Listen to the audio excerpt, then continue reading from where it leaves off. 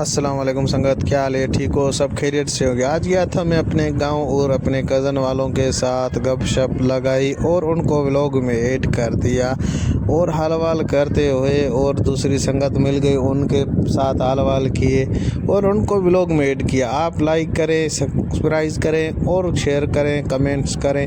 और ये भाई लोग आ गए, इन लोगों ने बोला कि हमें भी व्लॉग में ऐड करने। मैंने सोचा ठीक है, आप लोगों को भी व्लॉग में ऐड करता हूँ। कैसा लगा व्लॉग आज का?